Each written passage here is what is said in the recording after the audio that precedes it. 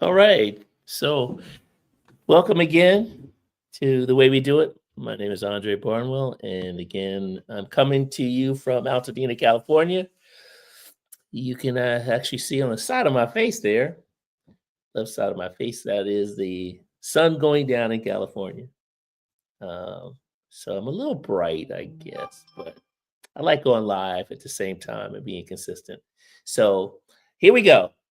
Today's topic is something, and remember, I'm going to give you a perspective from this show, the way we do it, from an insider's approach. And I will be going into television and film and giving you something to think about. And again, reach out to you guys to hit me up uh, with your comments and suggestions, and I will build them into my conversations. So, actually adjusting myself a little bit so that it's not super glare going on. So, again, our topic for today is Sinners, Ryan Coogler's movie, which some people are not really are kind of contemplating what it is. Is it horror? Is it drama? Is it sci-fi? Um, we like to put things in boxes so that it helps with our decision making, right? So if you don't like horror movies, it's a horror movie, then you might not want to go. Vice versa, if you don't like vampires, you do like vampires. Historical piece, a lot of things happening here, uh, as well as going back in time. For some of us who like to stay contemporary, we might not like historical movies. But again, for me, as I mentioned, like last week, it's entertainment. It's taking you somewhere. I'm Me personally, and again, it's my personal opinion about a lot of these things, is that historical things and entertainment. Uh, I'm a little bit cautious with that. I think that the horrific things that happened to African Americans in America, uh, used in entertainment formats, I'm just that's a line that I like to walk carefully, because I don't want our history to become a genre for entertainment as opposed to the things that historically has happened. But saying that, again, we have to raise a lot of our personal choice when we're doing things. And one of the things about personal choice is the more variety of things are out there, and you choose with your money. You choose with your pocketbook, as they used to say, for entertainment. And I'm not going to get involved in the actual content of Sinners, because that's up to you to enjoy what that is, and if you like it or not, as a form of entertainment. What I want to talk to you about is the business part of Sinners that's not really talked about, which I think it's so important. And when I talk about the business, I'm not talking about the crunching of the numbers. Yes, for Ryan Coogler to have a $90 million budget to do this movie is incredible, especially if you consider it being in a horror genre. Typical horror genres, kind of low budget things. So this was a big thing. A lot of things going on in the production. He was using different kind of technologies, and you know, it's really hard to go back in time and develop an original script. Right now, this is the original, so it's coming from his mind. Now, I heard a discussion where somebody's like, "Well, he's taking other people's stuff and he's making himself." All of us creators are taking pieces from the past, right? I mean, that's just how creativity happens. You subconsciously, like me, I'm a big Star Trek person. I know that somewhere in my writing, some kind of component of Star Trek. Matter of fact, in my horror movie, there's a component of Star Trek in my horror movie, because it was a certain thing that I saw in a.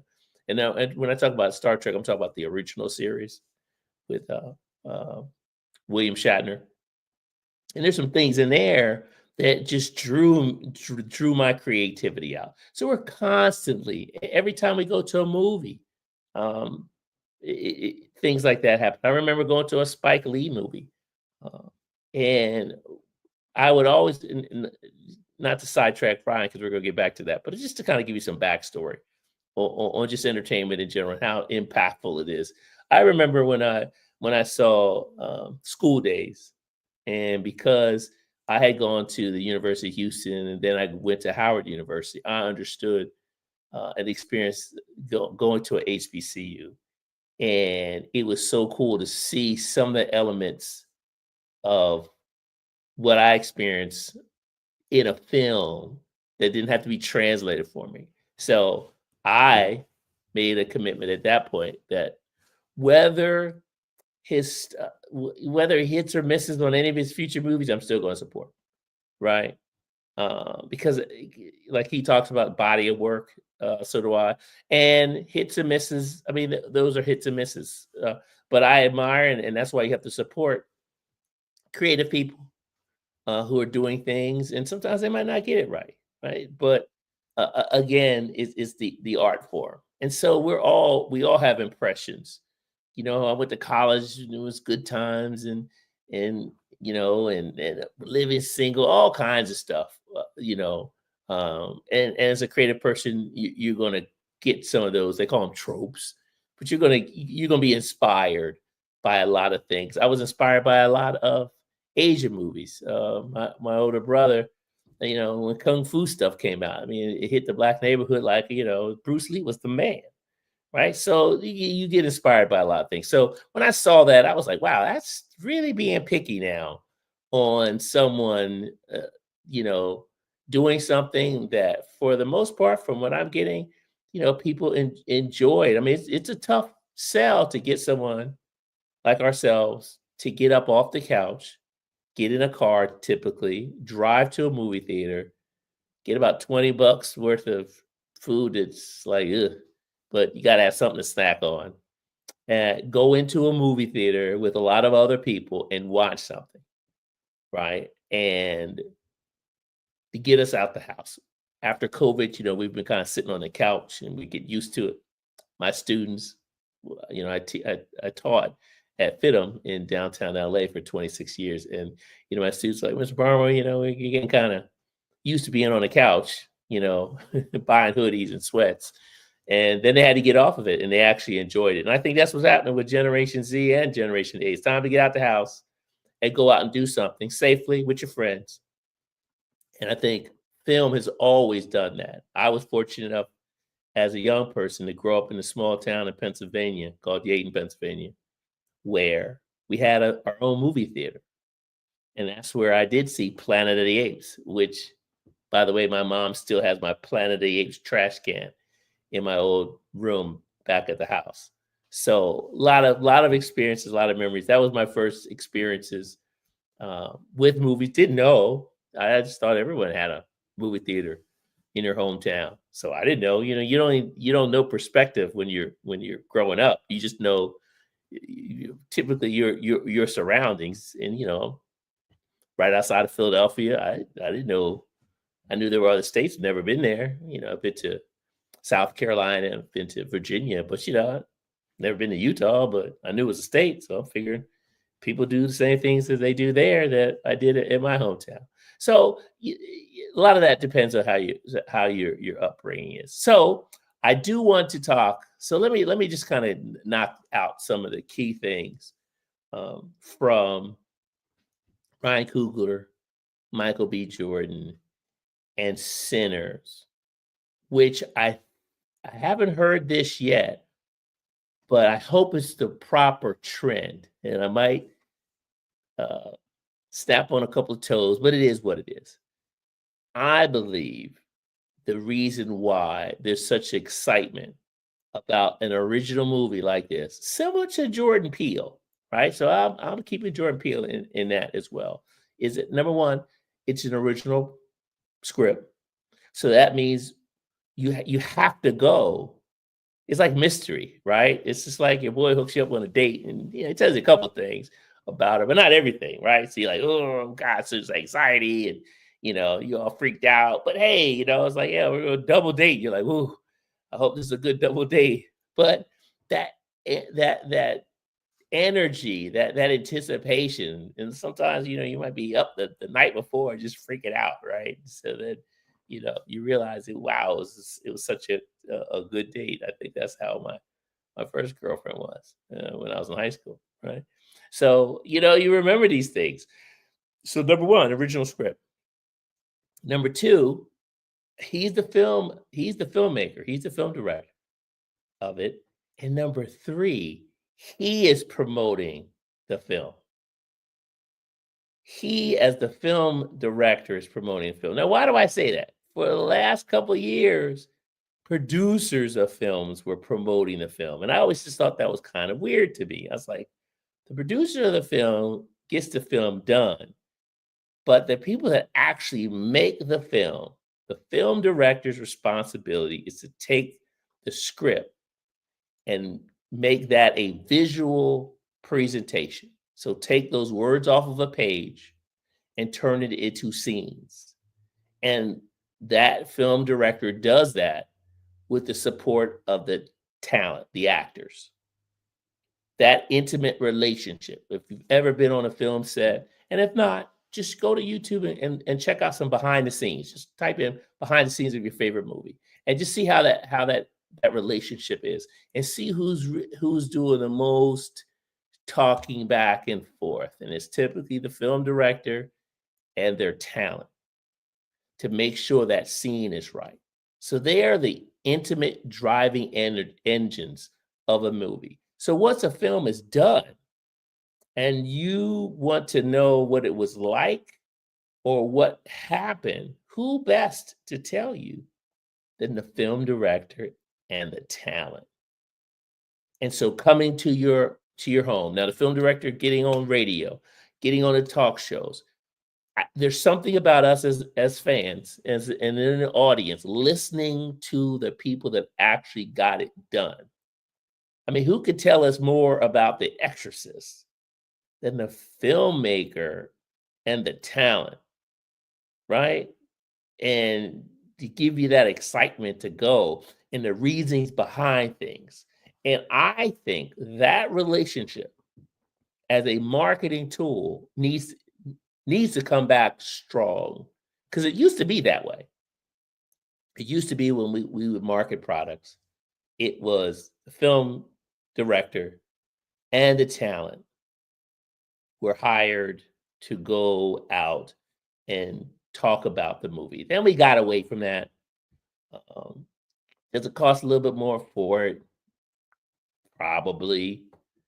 But in the end, I think the response from someone who you're now asking to get $20 from, give or take, right? $20, you probably not go by yourself.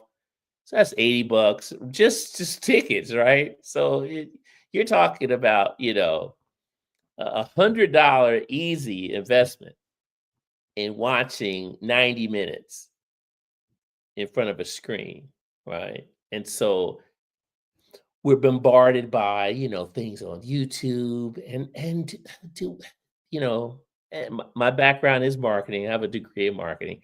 And, the little marketing clips that we see and the reviewers saying, hey, 10 thumbs up for this movie. Is it really what we want it to be? Oh, my phone. Turn this puppy. I thought it was off. My little Samsung. It's got some ghosts in it. But is do we get all of that marketing? Does it get lost in us again? But is it really cool to actually listen to someone? And if you ever listen to Ryan in his interviews, he sounds like a regular human being, with flaws, but that human experience and him having conversations with you and coming out with his main talent, Michael B. Jordan, having a conversation about a movie, I think is precious. And I hope that continues. The trend of that, I hope that continues, because that's an important trend. The other thing that kind of gets slighted here, and again, it might not necessarily happen with all things, but I think that when it does happen, we should pay tribute to it. that this was a family affair for Ryan. His wife produced the film. That's a big deal because that's a different deal, right? We don't really see that a lot. He married his high school sweetheart. I mean, America used to be that place where it's like, all dreams come true. I'm in California and people flock down there to the Disney destination, uh, Peter Pan and magic, you know. And I think that that's a different experience. We don't really see that much, right? Where you tend to, as a creator like myself, you would tend to not share in your business a relationship like that. But this one worked. I'm not saying it always works, but I think that does a lot. And if you ever get a chance to listen to this interview of how supportive she was with his career, um, that's love, right? Because a lot of times, when you blindly support your significant other like that, that's a powerful thing. I mean, we tend to leave that just for our mothers. Our mothers, you know, ride or die. Mom's got your back. You know what I mean? So it's like, that's one of those truisms. So that's a lot of the backstory that I think is important to run with this, and we support this event, this movement, by supporting movies like that. Now, for those of you who don't just are not interested in that genre, I'm not going to guilt you into going. But at the same point, if you have a platform, why beat it down? It's just another option that you have out there to enjoy yourselves. And I think we should take that approach. And there's no perfect movies. And especially for Black filmmakers who are going into different areas of film that we aren't normally accustomed to being in, different genres. And that's why, for me, I was excited when Jordan Peele went into horror, because that's my passion as well. I think I mentioned to you in my last show that inside of the horror world, but mine is monsters, right? So my thing is monsters. And there's not a lot of people who look like me that wants to direct and find it and do a monster movie, right? So, but that was my thing when Swamp Thing came out a long time ago. The original Swamp Thing. There was a scene in the middle of the swamp. There's this little black kid that was in the movie, and there was like no rhyme or reason for this little black kid to be in the Swamp Thing.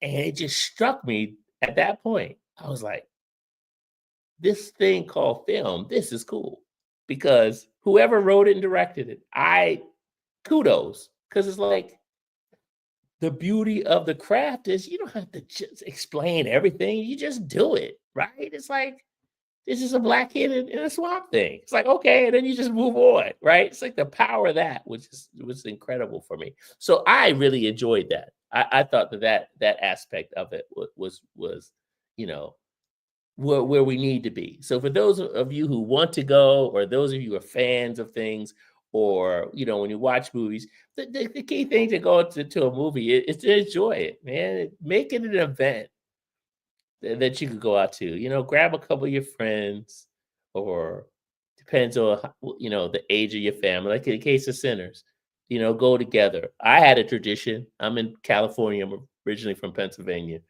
and I would go home for Thanksgiving and Christmas every year, and I've done that since I left college. And the only time I didn't go was that year of COVID, when you just couldn't. So sat home and had a Cornish hen for Thanksgiving. It was crazy, right? Because I never had to buy anything for Thanksgiving, because my Thanksgiving experiences getting out of work early, or rushing to the airport, or quitting a job because it's like they don't want to let you go. And I'm like, I'm out of here.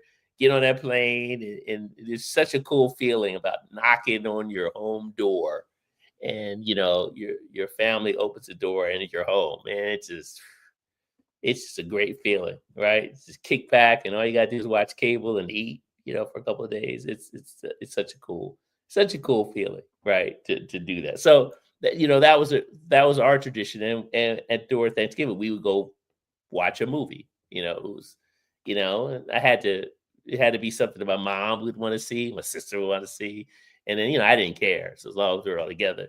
And yes, my nephew got a little bit older; he could come as well. My brother didn't. Well, he didn't come home a lot for the holidays. He was yeah, he's in Kansas, and so it was just pretty much us, and that would be our tradition.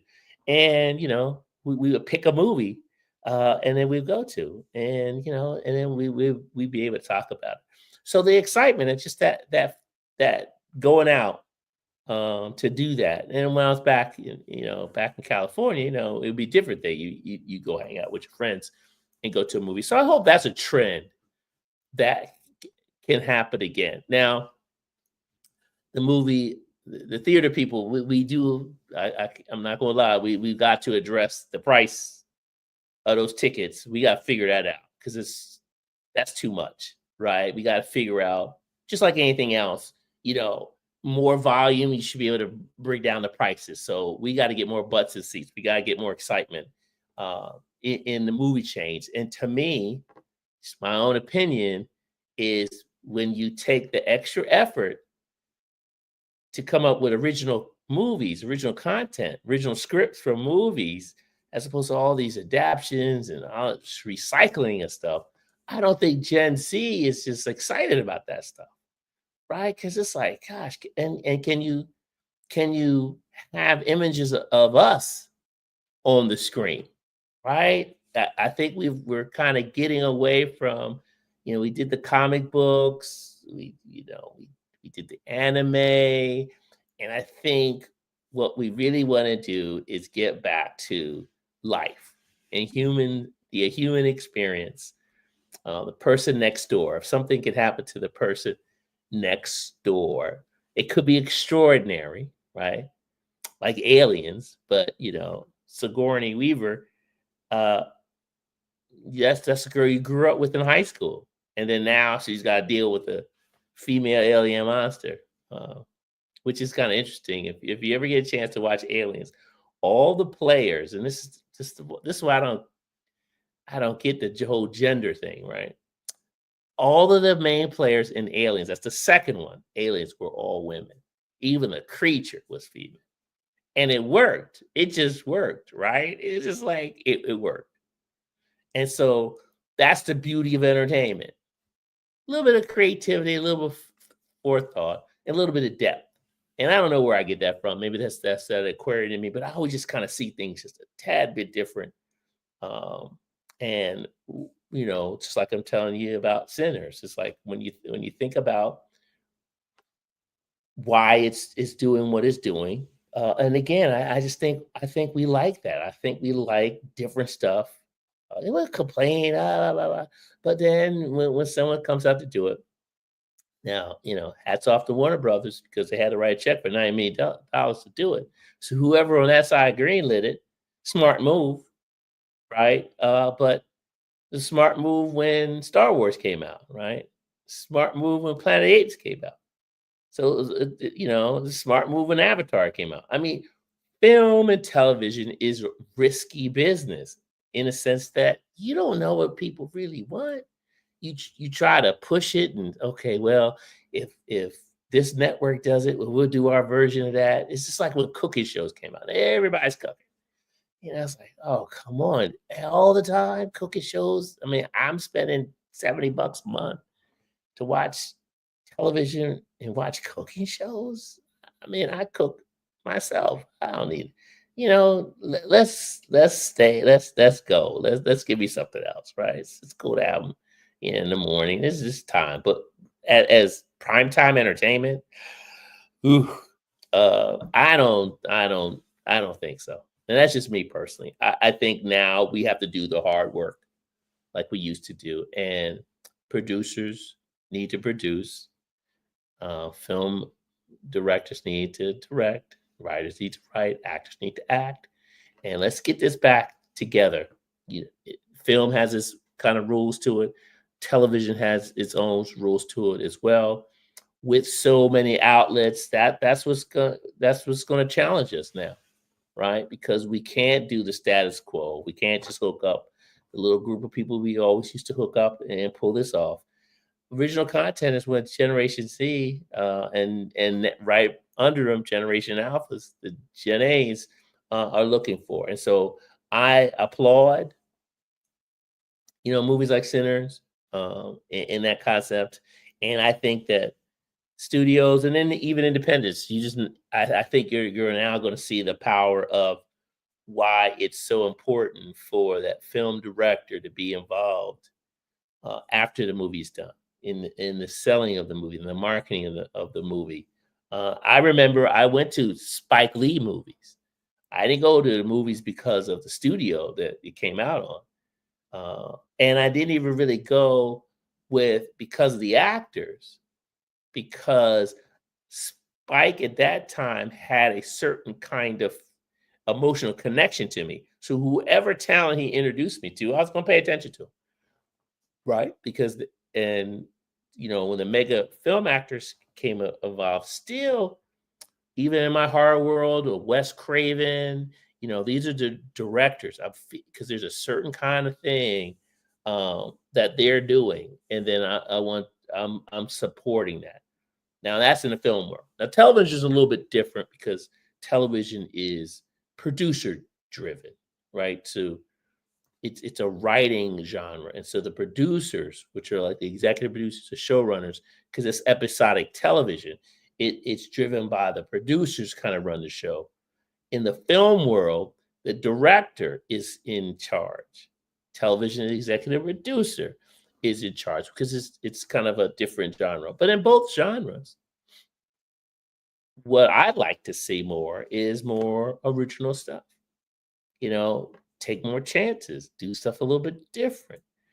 I think you'll be rewarded quite well from the industry and from the viewing audience. And it'll take a little time, but when people catch up, television, there's a discipline that I know where the pressure is coming from, but as creative people, we're just gonna have to push back a little bit.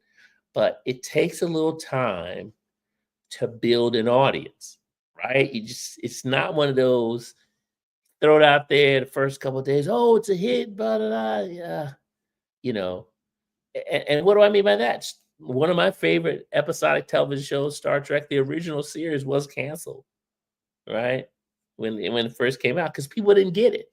It took a moment for people to get it, right? It's like this guy with his like porky little ears, and they're walking around and zapping people and go. It was a lot of stuff going on in Star Trek, right? And there was racial dynamics that were playing out in space that didn't even play out, in the real world, and so all of that had to happen, and this is in the 70s, so it took a moment, and then it caught fire. I heard that's the way Seinfeld wasn't a real popular hit. It just takes some time for television, and you have to have executive producers and studio heads that understand that and just know. But once it hits, Sanford Son you can still watch Sanford Son on television, right? So it's a little different discipline. It's a little bit more of a patience to walk that through, but that's what you need. It might take a year or two, but that has to happen. And that's a good segue for me to just talk to you a little bit about Papa's House, which was a Damon Wayans show that was on CBS. And the reason why I bring it up, because they didn't renew it. It only had a year. And if you ever get a chance to watch it, it was a good show. It was touted by having the lowest ratings on the network. Now, as soon as you hear lowest ratings, like, ooh, something's wrong with it. But see, that's not how I react to it first, because there's a lot of reasons why you could have low ratings, right? You could be in a bad spot. For ratings, you don't do enough marketing for people to find it. or your target audience is just not connecting to the subject matter of that particular show, right? And so you got to kind of look at all of those things. And Papa's House, for me, was a relationship between a Black father and a Black son, that dynamic, an older one at this point. So it wasn't a child, it's the older son. And CBS target audience for me, it's not Black, right? It's much mainstream, very white audience. So just without getting emotional about it, the show would have to connect to a white person. Like, what about that dynamic is interesting to a white person, a Black father and a Black son, if there is one at all in that dynamic? And how do they see themselves in the show, right? So the reason why I say that is there's other networks, there's other target audiences that aren't making that same kind of calculation. And then we look at the other stuff that's on CBS. It has to be something that deals with that mainstream audience, their perception. So Cedric's the neighbor, a white person can see themselves as that neighbor to Cedric's family, right? So they're emotionally connected because they can see that kind of dynamic. So that spurs their curiosity. So you have to think about all of those things, because you can have a great show on the wrong network, a great show at the wrong time, right? So never look at that as like, oh, it's canceled, something wrong with the show. So that's why you keep plugging away and you keep looking at different things, and different things have to be in different places, right? Euphoria on HBO couldn't be on an advertised driven network because of the subject matter, right? So those are things that you have to constantly look out for. And then the last thing I wanted to talk to you briefly, and I mentioned to you before, for those of you who are interested in television or interested in what talent does, and what social media is allowing you the opportunity to do, starting off in traditional social media platforms and then get rewarded larger platforms with larger stakes. At mine is I think you really need to pay attention to the Shannon Sharp situation, right, from a business perspective. And what I mean by that is you have to know from a producer's standpoint, the person who's going to write you that check, they're going to sign a contract, and typically it's going to have a moral clause in it, right? And a moral clause means that if there's something that you do in your own time that impacts the network in a negative way, we can release you from that contract. So you have to be smart, because some people are like, oh, what I do in my personal life is my business. Yes, it is. But when I'm contracting you to do work for me, and that personal business impacts my business and my money, then I'm going to have protections in there for me. And that's just how it works, right? So I'm not judging anybody, but what I'm saying to you is if you're in that kind of situation, you have to be smart about what you're doing, and anything that you do in your personal life that can affect your private your business life. Like, for example, let's just do something like, say you contracted with a basketball company to wear their shoes, right? Just pay a lot of money for you to wear the shoes. And one weekend, but you actually like another pair of shoes, and then your own casual time, you snuck on a pair of your other favorite shoes, and you just snuck to the store, just got in your car, was coming back, and somebody, because you're a celebrity, somebody said, "Psh," right, caught you and then showed your shoes, and it's the wrong shoes. So the company that wrote you that big check is like, "What are you doing?" Right? You're like, "Ah, well, same thing." It's the same thing. You have to be able to be smart about the business of entertainment and your personal business. A lot of you guys are going to be susceptible, to you have platforms that you grew. A lot of times your platforms are growing because your own personal energy has been driving them, right? And so you might have been using language or some kind of technique that gets you a lot of views, and you get numbers that are now big. You got big numbers. And we all know when you get a big number, then the big folks are going to come looking at you because that means you have an audience. So if I sell toothpaste and you have an audience of 5 million people or 1 million people, and they say, hey, you know what? I use their toothpaste. You might check it out. That person might go to the store and just buy that toothpaste on the strength of what I just said. That has value, that has money to it, right? But if a lot of your content that you did before is not the kind of content that that toothpaste company wants to be associated with, they're not going to make that deal with you, right? So you're like, well, Andre, what am I supposed to do? I did all this stuff. You can, now that you have, and we call it a pivot, now that you have an audience, you can let's just say, I'm just going to give you an example. Let's just say you cussed a lot in the beginning of your presentation, right?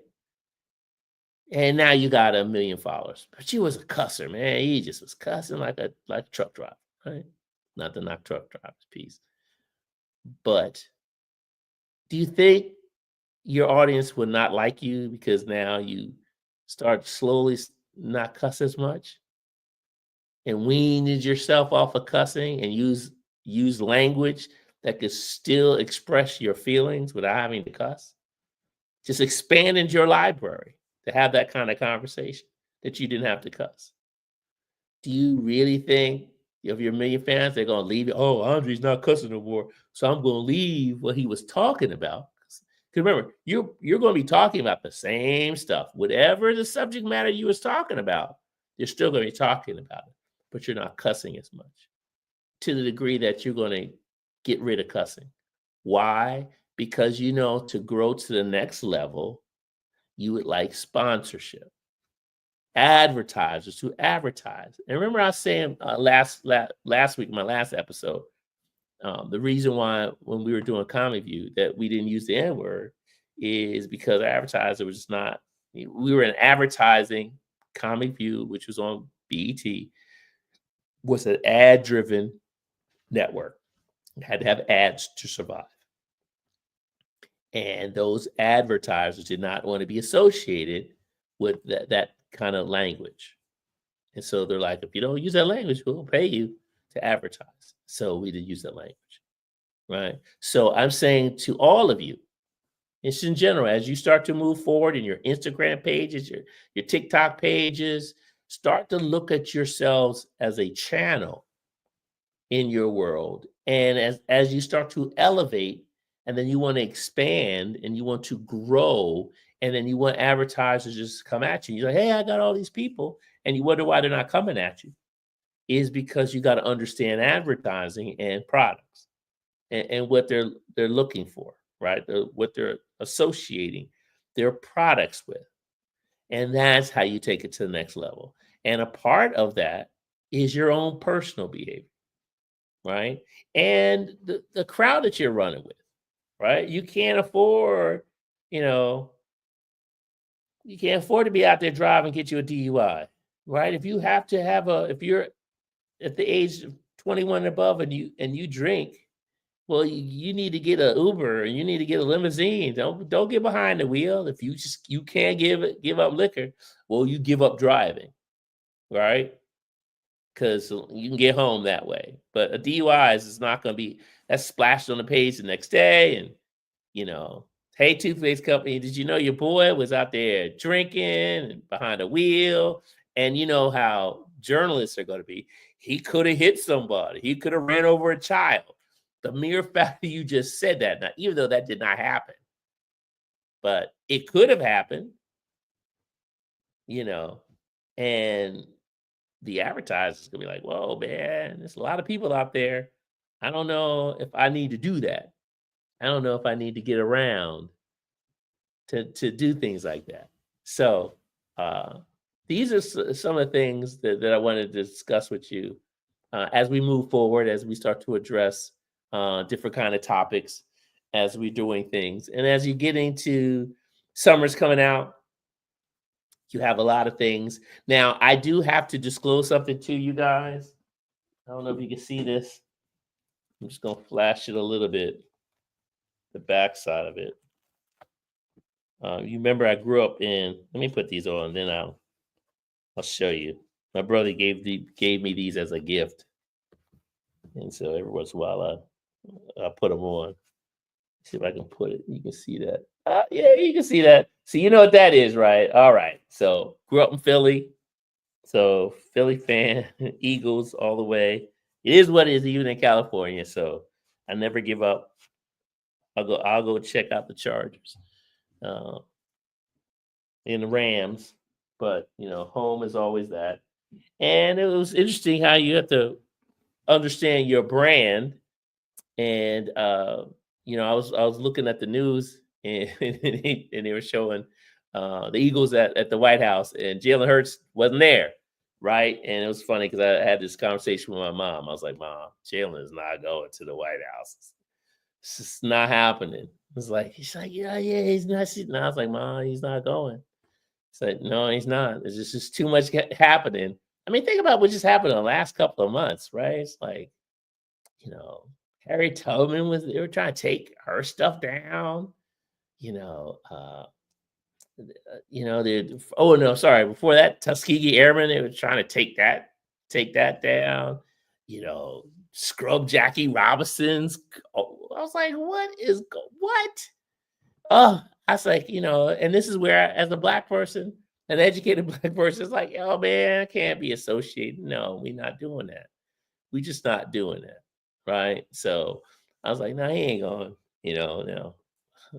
Somebody else went, was playing golf and all that kind of stuff. I was like, "Wow, okay." Ooh, boy, you don't get it, right? Sometimes you just don't understand what's going on. So I say that to say that life, you gotta constantly make decisions and you gotta live with them. You gotta make your stand and you gotta make your statements and you gotta move on. This thing called film and TV, it's not for the weak, right? This thing takes a lot of people out because it's a tough game, right? And there's a lot of ups and downs. Uh, but what I would say to you guys is once you develop your craft and you have a certain skill set that you know how to do certain things, you're not just writing checks to have other people do it. Um, it will help you in your future. And one of the things that I would say to you is, if you're really serious about film and TV, I don't care what your occupation is in this world, write a script. I don't want to be a script writer. I want to write a script. The main foundation of both television and film is a script. And even if in your future you don't want to do it, the fact that you wrote one, you'll now appreciate the person who does. Write a script from a blank piece of paper. In television, my suggestion is 30 minutes of something, a half hour sitcom.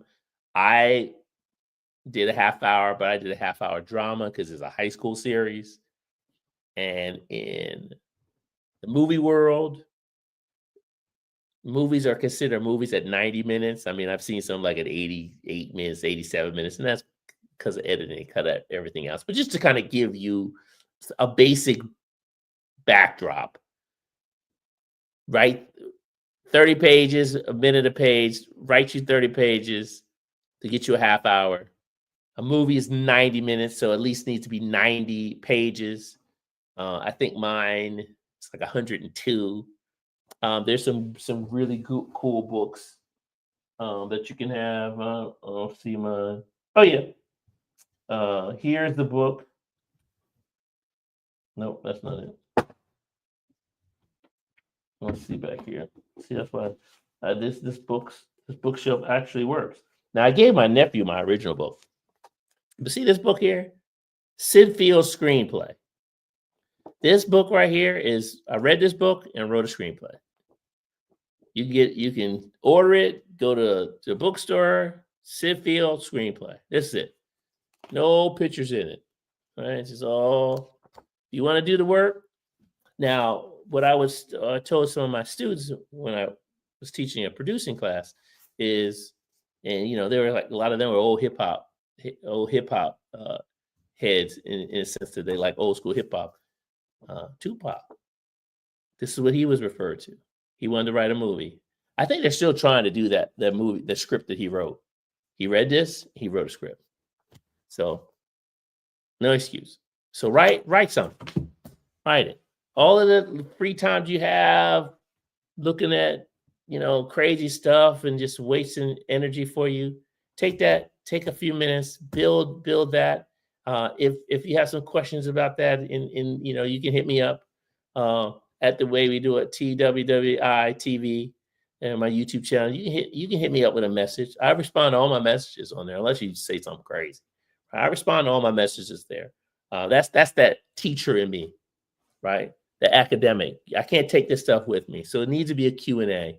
And I hated watching shows where they don't tell you what it is that they used to get going, right? And so I'm telling you, the other one that I used for my horror movie, no, it's other than this one.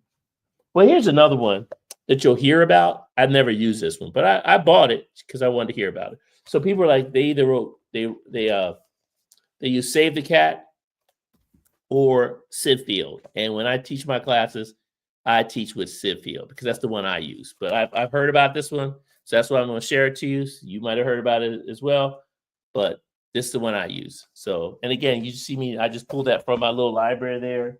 And the other one, I don't know where the book went, but the other one was about just creating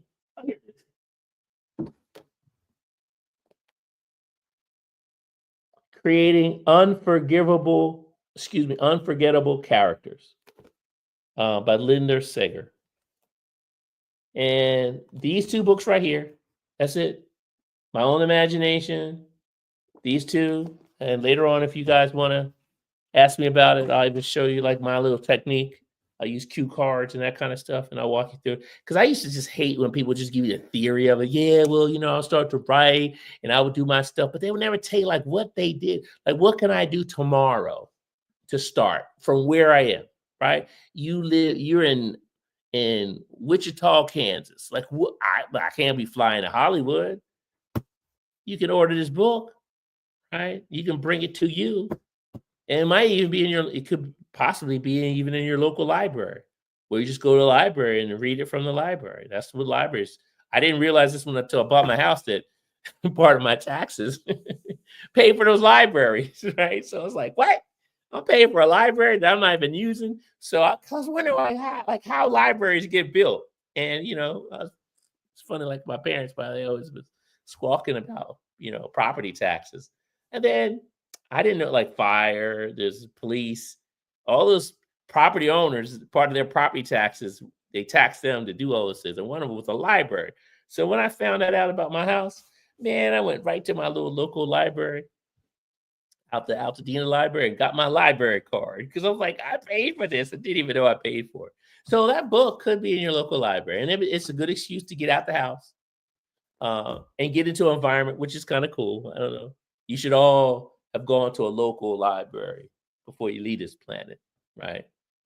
Some really cool people are in libraries, especially like Saturday mornings, right? You got to be really serious about doing something if you're in a library Saturday morning, right? Because that's some serious stuff. So you get around quality people, and the librarians, these are quality people, know a lot of stuff, and go in there.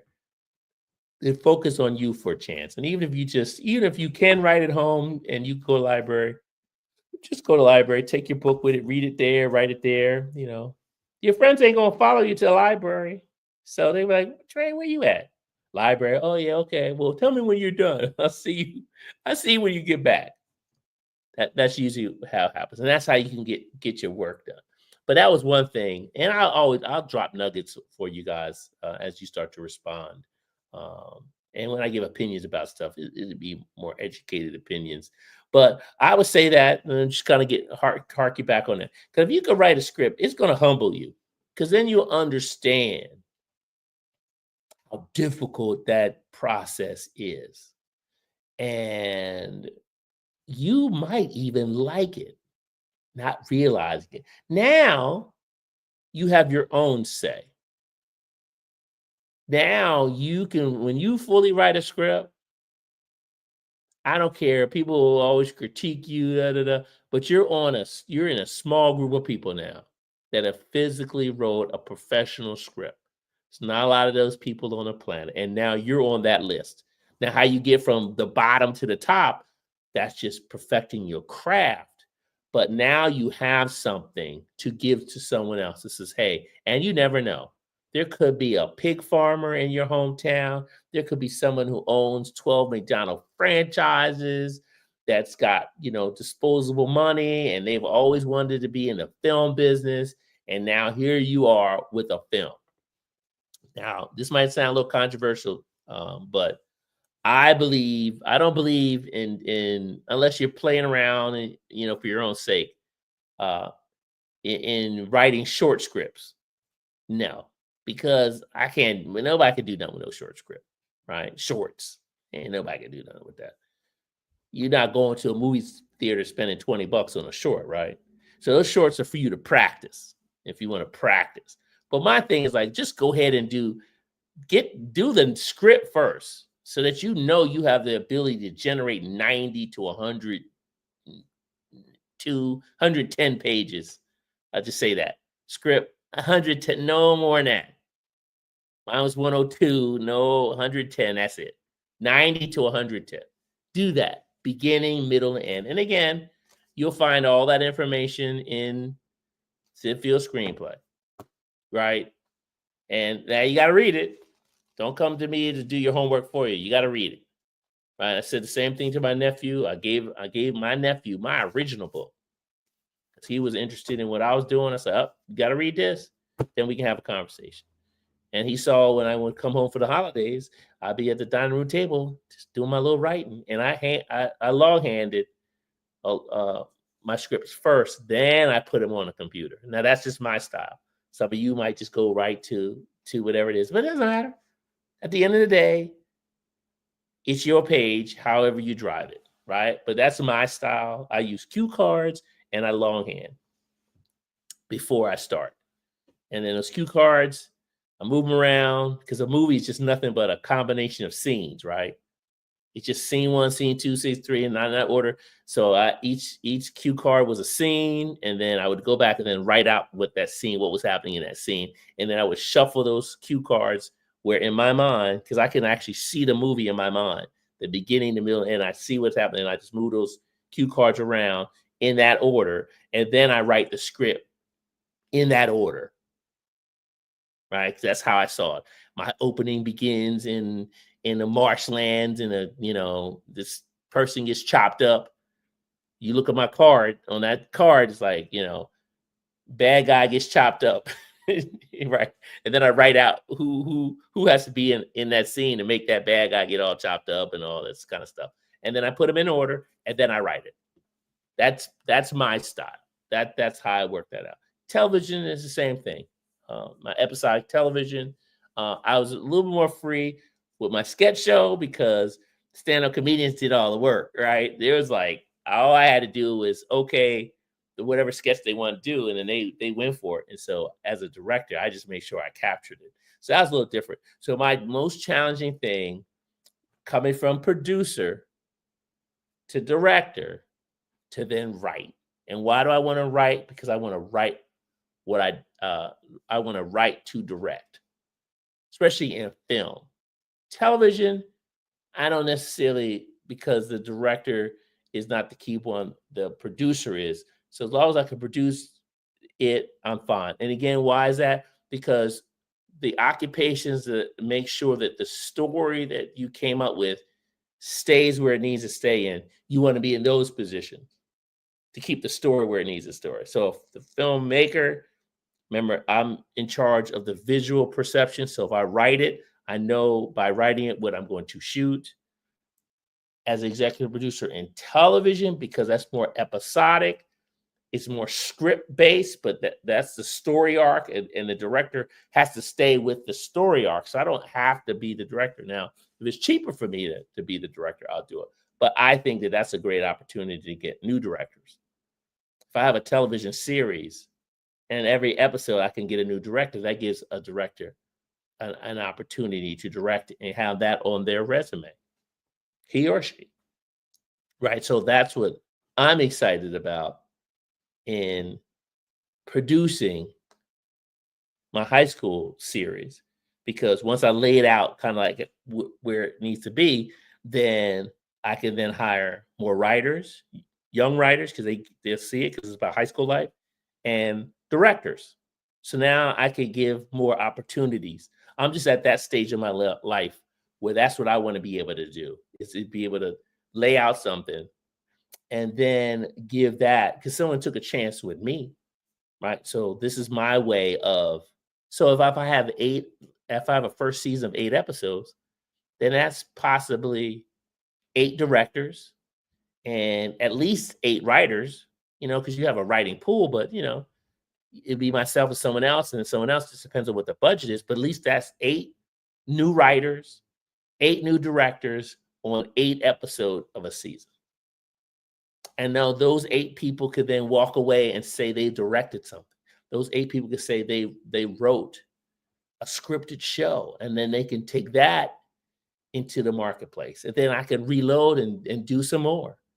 So that's the way, I see getting more talent in the industry. Instead of recycling the people that are already there, it's time for some new blood. So the old blood, like me, have to present and give you guys an opportunity for the new blood and how you do it. But you got to do your work, right? So I'm not going to let you off. It's the teacher in me kicking in.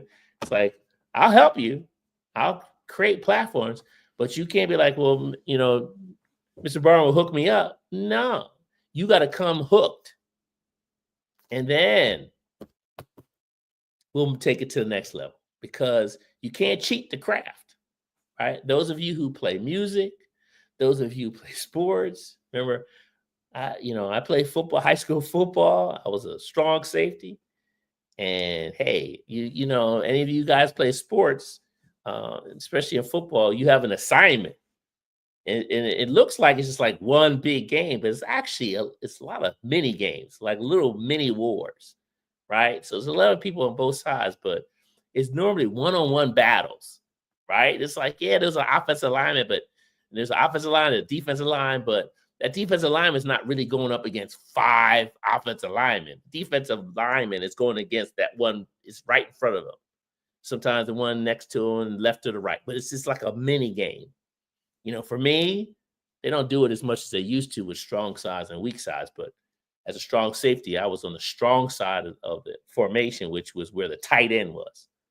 So that was my one-on-one, right? It's like in the backfield and that tight end. So all of those other players are doing stuff, but it's like, when we do watch film, coach is like, that's who my one-on-one assignment was, right? And so I look at that, and that's why I think football helped me in television and in film, because the teamwork part, you're responsible. My lighter's responsible for the light, audio responsible for audio. You were a team, but inside that team, you got those individual talents that you need to do, right? I hire actors to act. I don't need to act for them. That's what I hire them to do. That's their craft. I respect their craft. That's what they're trained to do. And I have to give them as much information as possible to make it happen each and every time, right? And then that's where the collaboration, that's where respect level comes from. So when I'm in the director's chair and I'm directing, it's only one director, right? And so you have these complementary. When I was a producer, I understood my role as a producer. Can't be jumping in and telling the director what to do and with the writer. I produce the product, so I need to make sure I hire the proper director and I hire the proper writer.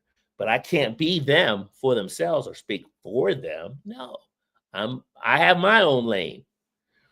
I need to make sure craft services is there. I need to make sure the lights are on. I need to make sure the truck rolled up, it's fitted. I need to make sure that whatever our budget is, we're on budget, we're on time. My post-production scenario is ready to be able to deliver the products to the network. I got a lot of stuff I need to be doing. Right. And so that's where the collaboration is. So again, we were at that 1 hour mark, and I said I wanted to keep it to an hour until we start to get going here. But I did want to just kind of talk to you again. If you didn't have the opportunity to see Ryan's movie, please go see it. And it's okay to critique a movie because that's the fun of it. But understand it's hard to get that movie in front of you guys. And for me personally, I am excited about the film director, to me, getting back into their proper place as to after they shoot the film, that they should be a part of the marketing of the film and go out and talk to the people about what happened and bring that talent with them. Because at the end of the day, I think we really get excited about that conversation because we know that they were involved in it. So until I see you guys again, remember every Wednesday, like and subscribe as you start to go to my website, my YouTube channel at The Way We Do It TV. Leave some comments there or some questions there for next week. So I come every Wednesday, 7 p.m. Pacific time. That's 10 Eastern time. This is The Way We Do It, and we'll have a conversation about film and TV from a little more of an academic approach from an insider, right? So I'm giving you a perspective from being in the business, and we can cover all the subjects in a way that's a little different because there's plenty of people that are going to do the subjects or talk about the people, and you're probably surprised just how my approach to Sinners and my approach to Shannon Sharp and his situation. I wish him the best. But again, we learn from these things, and for you guys, that's the thing. Be smart, think this stuff through, and let's get it on. So till I see you guys next week, and I'm out. Look, my son is gone, and now the light's where it needs to be. But I'm in Altadena, California, where tragedy had happened, but we're moving forward. Slowly but surely we'll get back on our feet. But until next time, hit me up and we'll talk again. Take care.